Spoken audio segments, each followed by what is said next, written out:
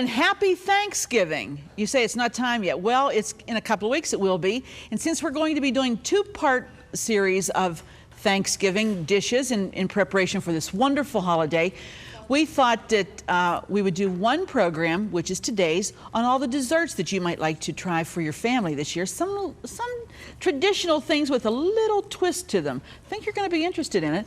And then next week we'll do part two, where we'll do the turkey and the vegetables and the potatoes and put it all together and have a wonderful Thanksgiving holiday celebration that will be, part two will be next week. Let me tell you that one of the things about Thanksgiving and all holidays are traditions, and it's great because when your children are small, that's the time to establish them. And let me read to you what one of our viewers wrote and told me she did. She said, "We set a bowl of pens and small strips of plain white paper near the front door on Thanksgiving Day. When family and guests arrive, they're asked to write something that they're thankful for on these little slips of paper. Fold the paper in half and put it unsigned in another bowl. She says, I collect the notes and then I bake each one of the little notes into the crescent rolls that she's warming up for her meal. Now you can use those tubes of refrigerated dough, you know, the crescent rolls, and that's what she uses. She says, after we bless our meal, I ask everyone to break bread, take one of their crescent rolls and break it, and read what the writer of their note is thankful for. She said, this has helped to make many special memories with family and friends. Isn't that a great tradition? Because before you even begin to eat your meal, you're being thankful for something that's happened in your life or thankful for something about life in general. I think that's a great tradition, and maybe you'd like to try that this time. Some traditions start at this holiday, okay? And keep the theme around the tradition about being thankful. Our tradition was every Thanksgiving my dad would read from the Bible verses about being thankful. The book of Psalms is full of thanksgiving. David was a thankful man to God. So maybe you'd like to establish a tradition. Whatever it is, you know, we've been celebrating Thanksgiving since 1621. And way back then, the Pilgrims knew why they had a bounty, why they had something to be thankful for. Don't get so caught up in the activities of the day and the preparation of the day to make this perfect meal that we forget what it's really all about, being very thankful. Okay, we're going to get started. Get the paper and pencils together. I'll tell you what, this is going to be a fast-moving program today, so please, we'll be right back in just a minute to get started with Thanksgiving desserts. We'll be right back.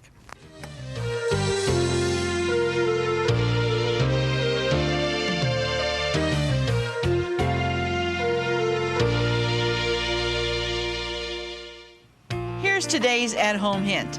Thanksgiving is a family affair, so encourage the kids to pitch in peeling and trimming vegetables, making place cards, or arranging baskets of fruit and flowers. They'll really feel a part of this big day. If you have an at-home hint, a favorite recipe, or just a friendly greeting you'd like to share, we'd like to hear from you. Post it in the comments of this video or visit our Facebook page. All right, the first one that we're going to be preparing for dessert is called a pumpkin apple pie. Not two separate pies, one pie. And if you want to get a shot of it, here is the finished product here. It really looks like a traditional pumpkin pie, but there's a layer of apples on the bottom and then the pumpkin on top. And Jane Yoder, her husband is the pastor of the Valley Brethren Church in Jones Mills, Pennsylvania, sent me this wonderful recipe. We made it and we're impressed. And she also did the cheesecake, pumpkin cheesecake, that we're going to be doing a little bit later, and I wanted to thank her personally. Okay, we have some water that we've got in our saucepan. It's a half a cup of water, and we're going to add some cornstarch, a tablespoon of cornstarch to that. And this is what you're doing here, is getting ready for your apples. Let's dissolve the cornstarch first. Okay?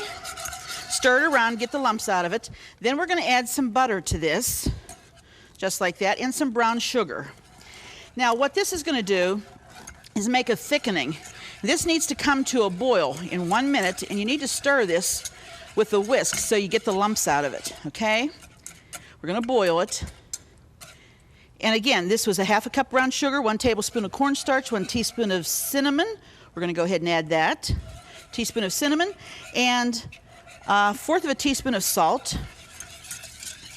And when this will boil for 1 minute, Then you're going to lower the heat just a little bit. And here I have 4 tart apples that have been peeled and just skinned and peeled, and then you slice them like for apple pie, of course. And they are going to go right into this pan, because what we're going to do is cook them just briefly for about 5 or 6 minutes. We'll get rid of that whisk now, and we'll use a spoon. And what you want to do is put that brown sugar over them. I really need to lower my heat here. Get that brown, see the thickening that's already made, because as soon as that comes to a boil, that cornstarch thickens the brown sugar and the butter and the water. And oh, the aroma, that cinnamon smells so good. These will cook for about 5 or 6 minutes. Now, we're not going to forget them, but we're going to make the pumpkin part of this pie now. And here I have, let's see, I have 1 cup of pumpkin, and we're going to put 1 egg, and we're going to beat it, just like that. Add that to it. All right. Here we have, it's 1/2 a cup of sugar, white sugar, and 1/4 of a teaspoon of salt. This is pumpkin spice. This is 1 teaspoon. You can buy that in your spice rack at the store if you're not familiar with that. And let's see. Then we're going to add a small can of evaporated milk, just like that, okay? And all you do with this, keeping an eye on your apples over there because you don't want them to burn, we're just going to mix this about, just like that. In fact, I'm going to go ahead and use this whisk because I think it will. Whisks are great to keep lumps and to get the little, sometimes the stuff doesn't dissolve. Like if you put cinnamon in things, sometimes it just doesn't dissolve like it should. So here we have our pumpkin. See how smooth that is? It's the way it should look, just like that. Okay, for time's sake, we're going to say that this is cooked. You would really cook this 5 to 6 minutes, like I said, because they need to be just a little bit, just a tiny bit tender. You don't want them cooked a lot because then they'll get mushy and they won't hold up in the pie. But you need a deep dish pie shell. You see how deep this is? This is the small, regular 9-inch. This is a deep dish. And you don't cool these or anything. You spoon them immediately right into that crust. I hope you can smell this because it certainly smells good. And it's important to try to make an even layer, just like that, all across the pie. Try to evenly space them down. You want to use more than 4 apples because if you did, you'd end up with more apple pie and the pumpkin would be all over your stove. And we all know what a terrible smell that is when that happens. Happens to me quite frequently, to tell you the truth, because I get over anxious. Then you're going to take your pumpkin that you've before we do that, let's do a little lemon juice just over this, about a teaspoon of lemon, just like that. And now we'd pour the pumpkin over the apples. Huh. Okay, smell is wonderful. You have that cinnamon smell, you have the pumpkin pie smell. Wow. And you smooth it out. This goes into a preheated 375-degree oven. And you're going to bake this for about 40 minutes, all right? We're going to use our lower oven here today since we have so many things going on. 40 minutes on that. All right, the next one we're going to do is the cheesecake, the pumpkin cheesecake. And again, we want to thank Jane Yoder for these great recipes. She's a lovely lady. She sends all kind of good recipes to me. And if you've never done a cheesecake before, especially a pumpkin one, here it is right here. And it makes a nice big one. This is a 10-inch cheesecake, and we use pumpkin in it. We've got our springform pan. Now, the nice thing about this, if you don't have a springform pan, you can do it in a 13-by-9 pan. And if you do that, you adjust the baking time, which is going to be in our newsletter, so when you get the recipes, you look for that. But what we've taken is a box of spice cake mix, and you take about 1/2 cup of melted butter in a bowl, and you mix that together. When you have that mixed, you press it in the bottom of your pan. If it's a 13-by-9, press it there. If it's the springform, just press it. You don't bake it. You just press it like that. Then that's your crust, okay? Then we're going to take 3 packages, 8-ounce packages of cream cheese, which I have here, and we have them soft so that they will blend well. All right, you can see that. To that, we're going to add, now we never said this was low fat, right? Okay, 1 can of Eagle brand milk. Tell you, I feel like I'm running around this kitchen today with roller skates because I wanted to show you so many different things to make and give you good ideas, because sometimes we get in a rut making the same desserts. And I like to keep the traditions, but just do the traditions with a different twist to them, like the pumpkin pie. And when I saw that, I thought, oh, I got to share that one with the viewers because it's still a tradition, but it's just a little different. And to me, apples says, when there's apples, it says fall, okay? Now we're gonna mix these together. That's the milk, sweetened condensed milk, and the 3 packages of the cream cheese. And then we're gonna add 2 cups of pumpkin. Now I'm hurrying, so you would probably beat that a little bit better than I've just done, but it will be all right. 2 cups of pumpkin, and we have some tablespoon of apple pie spice, or pumpkin spice, sorry. 4 eggs go in here, just like that. And I think that's it. And we're going to blend this till it's smooth. You have to use a mixer because it won't blend really well unless you do. So you blend this till it's very creamy and very smooth. Now this also goes into the preheated oven, and this is going to bake for 65 to 70 minutes at 375, or 350 for 35 minutes if you use a 13x9. Remember I told you there would be a difference? And you let this cool at room temperature, and then you have to chill it for at least 2 hours. Overnight's best. The longer you chill cheesecake, the better it tastes. It has to be good and cold. And you want this to be very creamy, and there you have it. That's about it right there. Don't worry about the little bits of cheese in there. That's okay. This is a cheesecake, right? Okay. Now carefully, we're going to pour this into our crust. Make sure I get all these goodies here. And you remember, stir at the bottom of your bowl, because sometimes you don't get down there with the beater. You know what happens? You get down there and you say, oh, there's a whole bunch. See, look what I'm talking about. See? Cream cheese in there. We'll save some of the batter and just stir it around so that it gets incorporated. And that's your pumpkin cheesecake. How easy can it be? Jane, you're a doll. Thank you so much for sending that to us. I know the viewers are really going to enjoy this. If I can hold on to this bowl here. And while we take a break, we're going to put this in the oven. When we come back, how about a surprise applesauce cake? Why not? We'll be back in just a minute.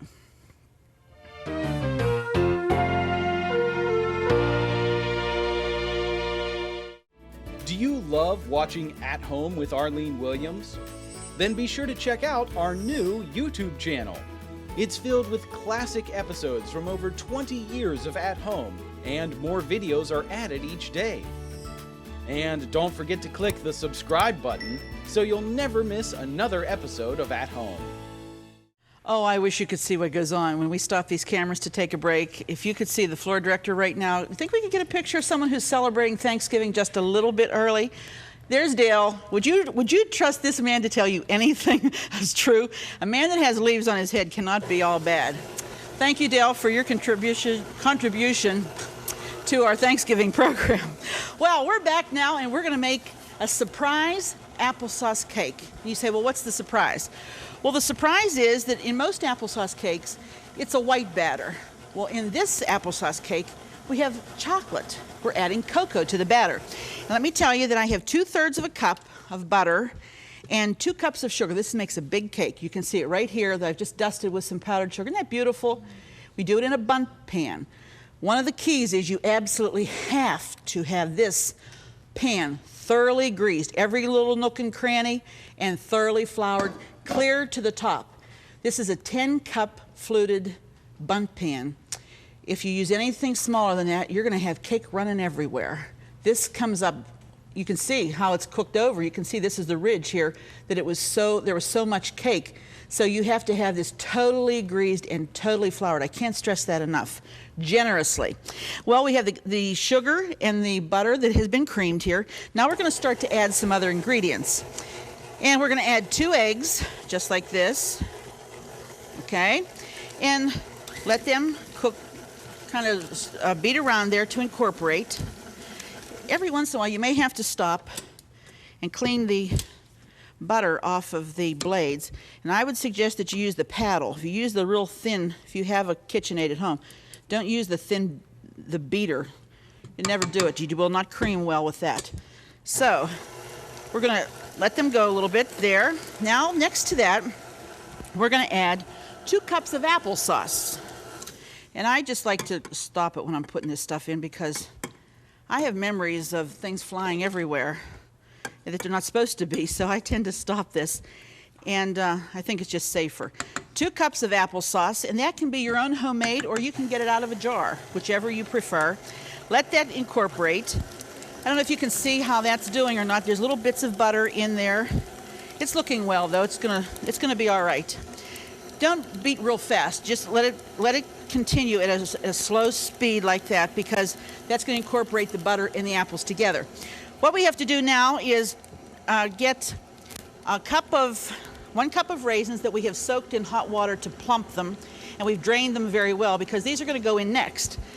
But before we do that, I want to do our flour mixture, because we take 2 cups of flour, 3.5 cups of flour, half a teaspoon of salt, 3 teaspoons of baking powder, 2 teaspoons of baking soda, 2 teaspoons of cinnamon, 1 teaspoon of allspice, and a half a teaspoon of ground cloves. That's your flavorings. Makes a really nice flavor. Then we take 1/2 cup plus 2 tablespoons of cocoa. You put that there. We get a fork here just to mix this up, because you want to blend this together. These are the dry ingredients. Blend it together, just like this.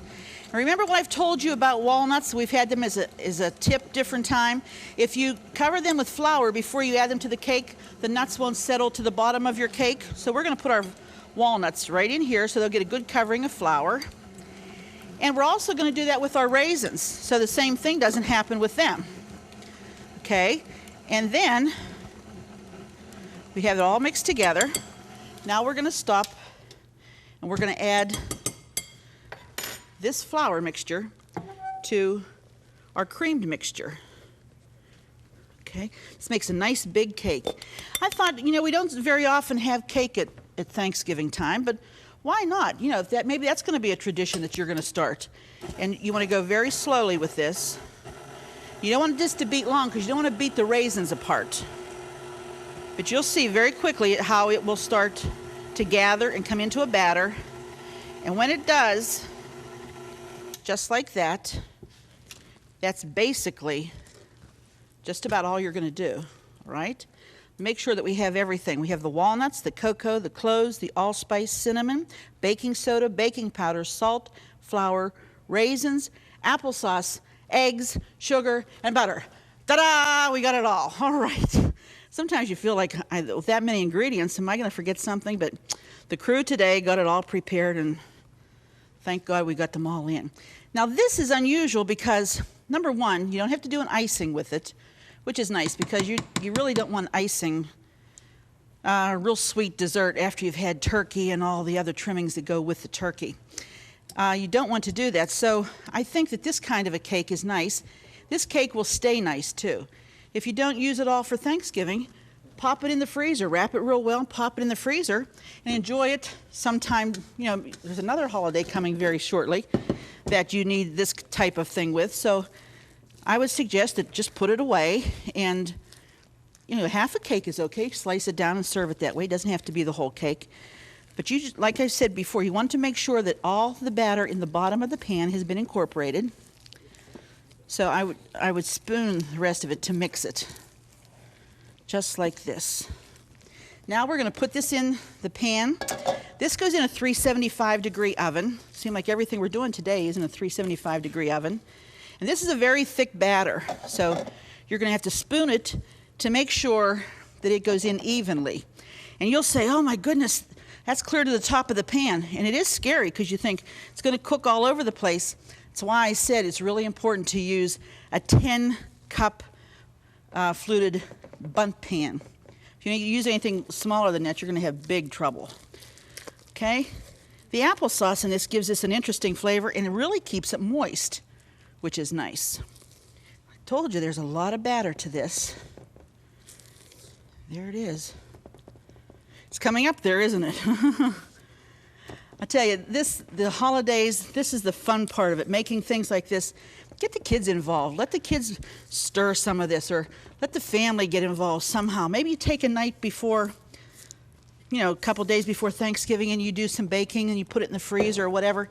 Just try to involve the family if you can, at all possible. It makes them feel like they're a part of the big day, and they are. They're a real big part of it. And they enjoy the food that you're preparing. Let them be a part of preparing the food also. All right, that goes in the oven. Smooth it out.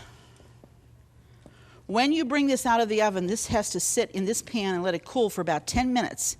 And then, carefully, I cannot tell you enough, just start to loosen it by jerking it from the edges.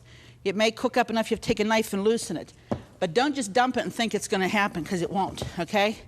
Do like this, gets the air holes out, okay? And then we put this in the oven, all right? I don't have room in my oven, but we're going to bake it off in a little bit, but there's the one that's already prepared. Just go to ctvn.org/at-home to get all the recipes from today's show for free. That's right, no subscriptions. They're available online at no cost, and more are being added each day. So join us at ctvn.org/at-home to get today's recipes now. The last thing I have for you today is something called light cranberry mousse. And this is for people who are on diets that want just something light to eat and don't want the heavy pies and all of that, or they're unrestricted for health reasons. We've taken a 32-ounce plain yogurt that's in the refrigerator area of your supermarket. And we have had it in a strainer draining all the moisture, all the liquid out of it for about an hour. Now I'm going to put that in my bowl. You can discard this. I'm going to beat this. It says for 2 minutes, because this will make it creamy, just like this, for 2 minutes. Okay? Now we're going to pretend like this has been beaten for 2 minutes, all right? Because now what you're going to do is add, that's pretty creamy, we're going to add some rolled oatmeal that we've toasted in a pan in the oven for 15 minutes. This is about 1/4 cup. We're going to put those in. And we have some whole berry cranberry sauce. And this calls for about 1/2 cup of that. Let me, first of all, mix this around. Just like this. This will give it some crunch. And you're going to serve this in some beautiful goblets, because this is a light dessert. Very impressive. And then we're spooning 1/2 cup of whole berry cranberry. Now don't forget, we want you to be sure to be with us next time. And we're just going to mix it about. And next week we're doing the whole turkey. Don't forget now. Don't forget to click the subscribe button so you'll never miss another episode of At Home. Thank you for watching. Fresh produce provided by Jordan Banana, wholesalers of fresh fruit and vegetables in Dravosburg, Pennsylvania. Appliances provided by Decor Distinctive Appliances, a reflection of your good taste. Groceries provided by Foodland, where the answer is always yes.